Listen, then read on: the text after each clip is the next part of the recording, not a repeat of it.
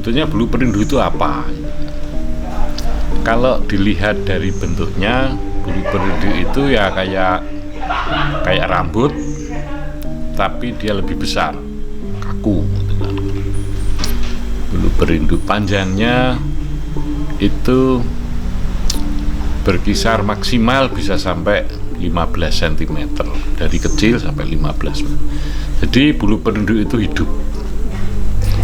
Nah, mengapa orang banyak mencari bulu perindu? Bulu perindu itu punya energi yang memunculkan daya tarik. Jadi energi itu memunculkan daya tarik atau daya pemikat gitu ya, pemikat. Sehingga itu banyak digunakan oleh masyarakat untuk memikat.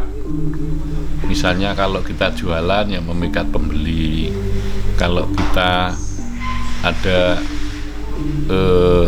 di sebuah kantor memikat atasannya supaya bisa jabatannya menjadi lebih baik, sebagai pemikat ya, bulu perindu sebagai pemikat.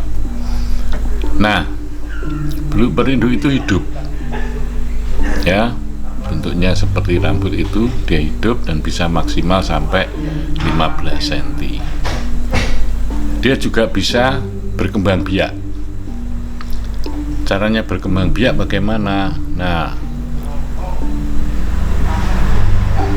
bulu perindu itu harus dijodohkan dengan bulu perindu ya, dijodohkan. Nanti kalau jodoh dia kemudian akan membelit gitu ya, muntir gitu, itu tandanya jodoh. Tapi kalau nggak jodoh dia tidak akan bergerak mendekat, tidak akan bergerak mendekat.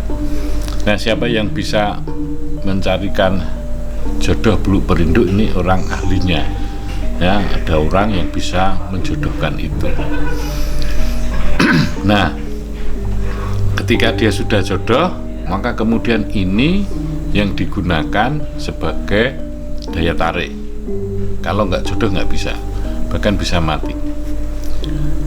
Mengenai asal usul bulu perindu itu di masyarakat, bulu perindu itu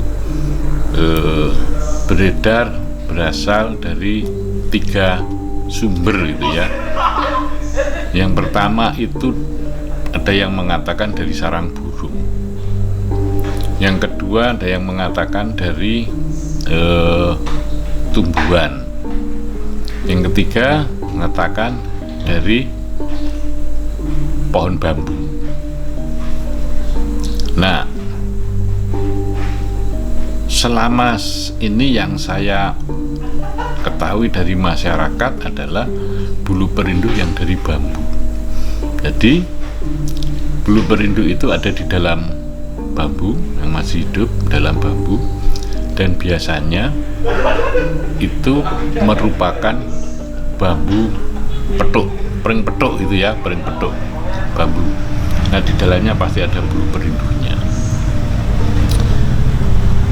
Nah, kemudian bagaimana caranya gitu kan? Bagaimana caranya agar supaya bulu perindu itu tetap hidup, kemudian bisa berjodoh, lalu bisa digunakan sebagai daya tarik Nah, bulu perinduk ketika itu sudah kita ambil dari sarangnya, kemudian kita tempatkan di satu tempat, lalu supaya bisa berkembang biak, maka energi yang ada di dalam bulu perinduk itu tidak boleh mati. Tidak boleh mati. Supaya tidak mati, maka harus diberi yang namanya minyak gitu kan. Nah, diberi minyak. Orang mengatakan diberi minyak minyak wangi gitu kalau nah, minyaknya apa saja gitu toh. Ada 7 jenis minyak, ini saya nggak hafal 7 jenis minyak, saya baca ada 7 jenis minyak yang dicampur, kemudian di situ ditempatkan bulu perinduk. Minyak yang pertama adalah minyak mawar, minyak melati, minyak kenanga, minyak kantil, minyak hajar aswal, dan minyak cendana. Nah, 7 minyak itu dicampurkan.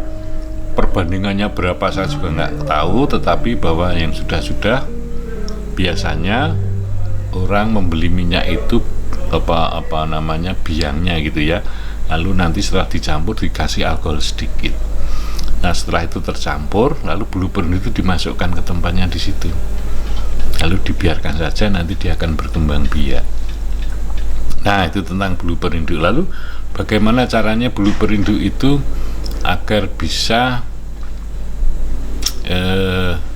menjadi daya tarik, misalnya untuk biar orang tertarik membeli, biar orang tertarik. Nah, bulu perinduk ketika sudah dijodohkan itu butuh sarang, butuh tempat, atau kalau dalam bahasa saya butuh kandang gitu ya, sarang. Nah, sarangnya itu apa? Dari apa yang sudah saya lihat dan saya masyarakat itu biasanya yang digunakan sarangnya adalah uang Rp500 warna hijau yang gambar monyet, lalu ada gambarnya rumah panggung, rumah panjang, rumah asal Kalimantan. Nah, saya juga nggak ngerti sejarahnya bagaimana kok itu bisa dijadikan sarang. Jadi nanti bulu perinduk itu ditaruh di dalam uang, lalu uangnya itu dilipat gitu kan. Nah, setelah cari informasinya, ternyata salah satu bulu perinduk itu berasal dari Kalimantan. Nah, itu yang kalau nggak salah itu yang dari bambu, itu berasal dari Kalimantan. Nah, uang itu Rp500 itu ada gambarnya rumah panjang orang Kalimantan. Jadi apakah itu kemudian cocok seperti itu, ya tinggal percaya atau tidak itu kan. Tetapi bahwa itu kemudian nanti dilipat lalu disimpan lalu menjadi daya tarik. Hanya jangan sekali-sekali kemudian minyak yang dipakai untuk hidupnya bulu perinduk itu, sarang itu diambil lalu dioleskan di di alis gitu ya. Jangan sekali-kali dioleskan di alis. Kenapa? Kalau dioleskan di alis, ini nanti kemudian orang lain menjadi tertarik pada kita, sehingga mungkin kalau laki-laki dilesi gini gitu, terus ada perempuan, nah itu kalau mau untuk nakal-nakalan ya silakan gitu, tapi ya tinggal kita harus percaya atau tidak.